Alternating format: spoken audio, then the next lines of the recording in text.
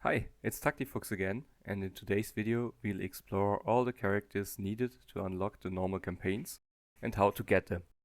For this, we're going to delve deep into the gameplay loop of a beginner. Let me know in the comments which character you are most excited to unlock in Tacticus. Should you be an older player, feel free to stick around to take a walk down memory lane and be sure to leave your favorite beginner tip in the comments. Every campaign features 3 mandatory characters you need to own before getting access to the campaigns. You will have to use them in each and every battle there until you've restarted. Those characters are thus extremely important, as new campaigns will offer you new resources you can use to upgrade your fighters. While the mirror campaigns give you better chances of securing character upgrades, those will all be unlocked by grinding out the required characters in their normal campaign counterparts. So a new player will have to unlock them first before eventually getting their mirror. In this video, I'll delve into what characters you need for the 4 normal campaigns in game: Indomitus, Fall of Cadia, Octarius and Saim-Hann. If you already have a campaign unlocked, I have uploaded a quite extensive early player campaign helper here. Let's have a look at what a new player will do. Depending on your speed and whether you sat down for 3 hours straight fascinated with the game right after the download, as I did, you might have already checked those boxes. The necessary campaign characters all stem from playing the game in some fashion or the other. We won't spend much time on the Ultramarines, as those paragons of the God Emperor will already be in your roster by playing the tutorial. Reaching power level 2, your player level, you will unlock some missions additional to the tutorial missions you already have. You will also unlock a last beginner mission chain by winning Battle 20 of the Indomitus campaign. You can always look on the right side of the home screen to see which missions you're currently on. Those first ones offer great rewards in the form of a lot of necessary shards for unlocking the early campaigns.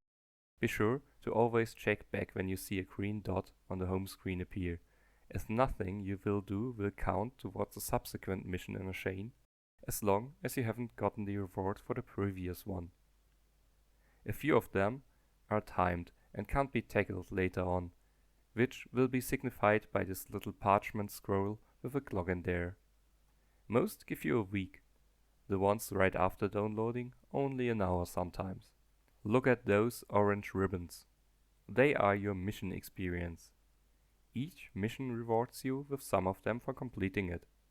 Collecting those will raise your mission level and unlock chests that contain more shards needed for unlocking crucial characters.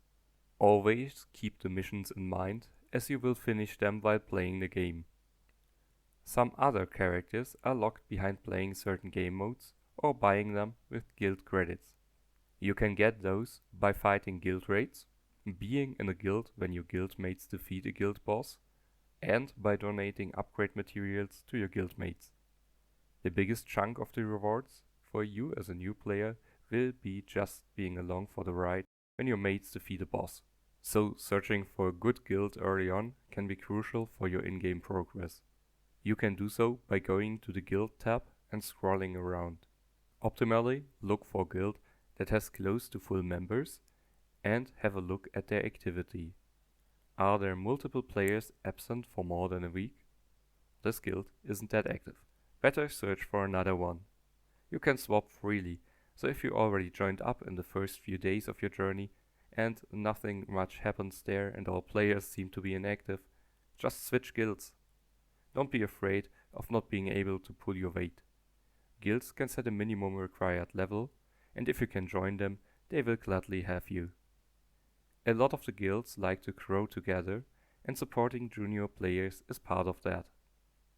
If you want to grow strong with me, subscribe to this channel to stay up to date with analyses of in-game systems and the occasional beginner guide. You can support me by using my referral code BET60EDU in-game, which will give you 100 Blackstone and me various benefits when you reach certain player level milestones, so I'm definitely interested in your growth as well. When you join a guild, it is always a good form to say hello and change your name from player to an actual name, which will help to distinguish you. Other than that, don't worry. Most guilds don't enact strict policies on how to play your game, or need you to be communicative if you don't want to. If you're on the official Discord, link in the description, a lot of guilds do recruitment there, and it can never hurt to have a look around. Even if you feel you can't pull your weight in guild raids and guild wars yet, a new player is far better than having a vacancy, and the option to throw bombs in guild raids does equal damage based on your guild level, not your player level, so doing that will help out just fine in the beginning.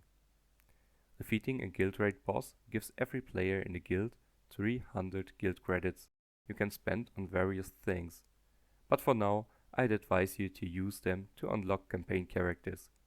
For the part of this video that is concentrated on unlocking characters, I assume a beginner-friendly guild will defeat the 4 common, 4 uncommon and 4 rare bosses. When I started playing, my guild pushed well into the epics, as we had some long-time players. But defeating those lower levels would give you 3600 guild credits in a 2-week guild raid season. Your own contribution will give you some more, but it's only a little compared to that. Playing the game rewards you a lot of requisition scrolls in the beginning. While tempting, don't spend your Blackstone on them, as gambling might be fun, but buying energy with the Blackstone you're given is much more economic. Think of it as having some more underdeveloped characters you can't really use, versus using your energy to develop those you already have. The 300 Blackstone will give you 600 energy, which is more than 2 days of natural energy regeneration and will increase your growth by a lot. Now the first requisitions will force you to do them, and they as well as the 4 requisitions after that are actually scripted.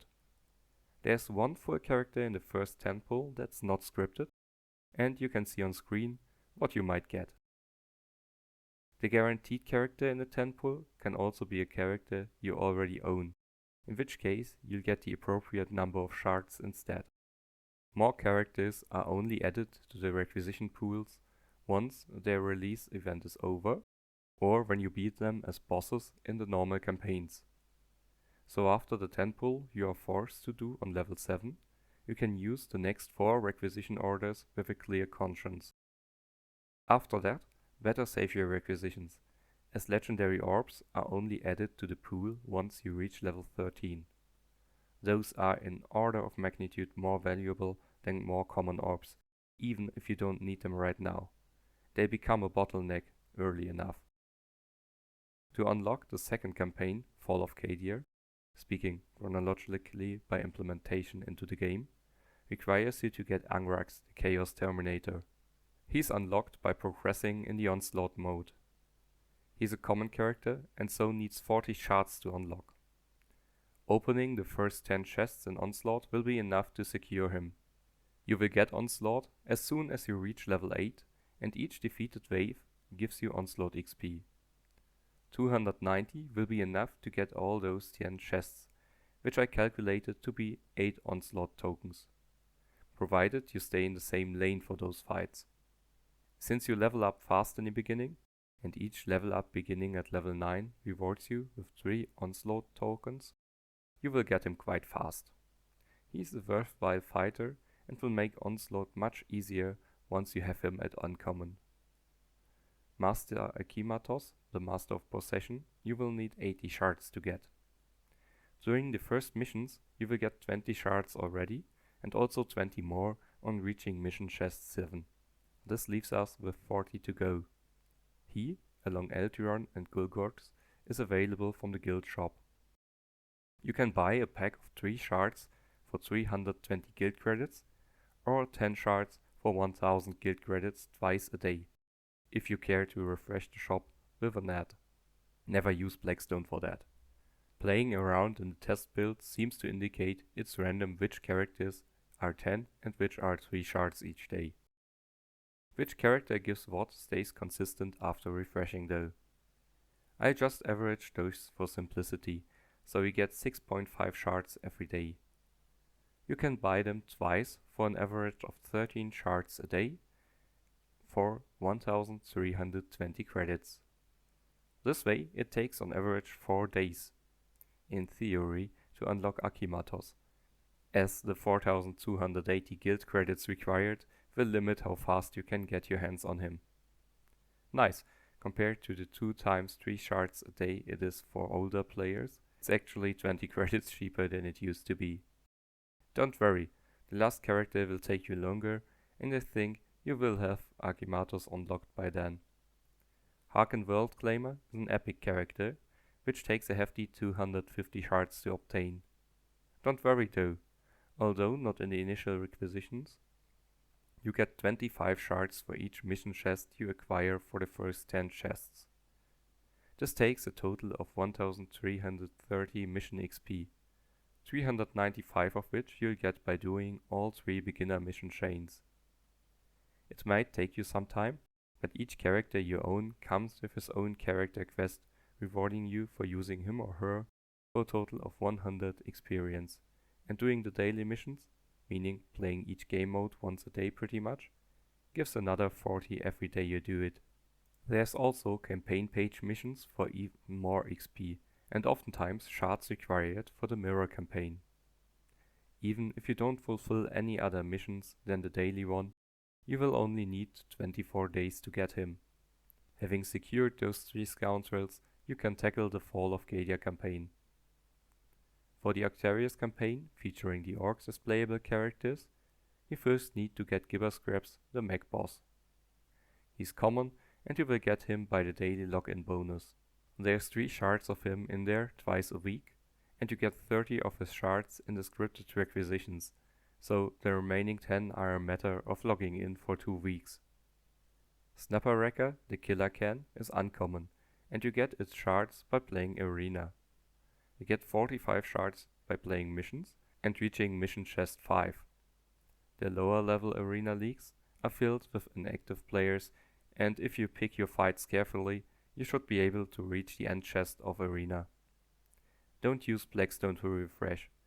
Only fight battles you think you can win. The points are of no consequence in the beginning.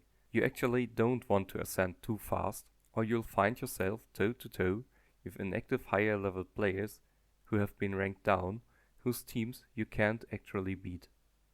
Just pick the easiest targets for now and try to get the full wins to max out your Snapper Wrecker shards. The shards rewards vary from league to league, and without joining one it's not possible to see how many exactly there are. I tested out the first league though, the Aspirant League, which rewards 13 to 14 already without the end of season chest, so 3 weeks at the most should be enough to get Snapper. Lastly, there's Boss Gulgorz, an epic character for again 250 shards needed for the unlock. He's one of the best characters in game for me personally, and you get 80 shards in the scripted requisitions, 25 with one of the missions after Indomitus 20, and 20 in mission chest 6. The remaining half of his shards you'll have to buy in the guild shop again, and 10 days of buying to get him. Your guild credit allowance won't, well, allow for that though. It's 13,200 credits, which would be 4 seasons just for defeating bosses. I'd focus on Akimatos or Eldryon first probably, to get more campaigns playable early to get more upgrades. And that is more of a personal preference though. Lastly, there's the Saim-Hann campaign, which needs you to unlock Calandus, Etana and Eldryon. Unlocking is crucial for unlocking Apraxas, which is the main carry character for both Chaos campaigns later on. Calandus, the Ranger, is a common character, and you get 20 scripted shards of her. There's 20 more in chest 4 of the missions, so you will get her as one of your earliest characters. The Autarch, Etana, is uncommon, and thus needs 80 shards to get. 40 of those you will already have from the scripted requisitions, 25 in one of the missions after Indomitus 20. That leaves us with 15 shards, which you will get by doing daily missions, which will drip feed you 2 to 3 a day, so 8 days of daily missions will secure her quite fast as well. Eldryon is the last one. a rare Farseer requiring you to get 130 shards. You already get 80 in the scripted requisitions, after which you will have to farm the remaining 50 with the guild shop. That would take you 4 days minimum if you're lucky with the buying chances, for a cost of 5,280 guild credits, or roughly 2 seasons in an active guild. Eldryon is a good beginner character to punch above your weight in arena and for using him in guild raids. His passive, Doom, buffs all normal attacks done to enemies exactly 2 hexes from him. This will also help you when trying to fulfill any missions where a weaker character is suddenly supposed to do multiple thousands of damage. Eldryon doesn't buff by a percentage, but rather per hit and by a flat amount. He's so good he was recently nerfed, only affecting normal attacks now. This mainly matters for high level play and not so much for your choice of characters right now. If you want to help out your guild early on, having Eldryon's passive high will be a great help. You can form quite a good early raid team with him. Adding characters with multiple hits to the team will use his passive optimally. Bellator and Aleph Null are 2 early campaign characters with a lot of hits that summon minions who also do a lot of hits, so both profit a lot from having Eldryon around, and both are the carry of their respective campaigns, so investment in them isn't wasted in any case. Slot in Rivers, which you'll have gotten by the beginner battle pass, as he also helps make arena easier to win even against stronger opponents with his active, and lastly slot in whoever you have who has a lot of hits as well. Maybe Athana or Immospec if you got it already, for a nice beginner team you can later flexibly develop further towards one of 2 meta teams of your choice.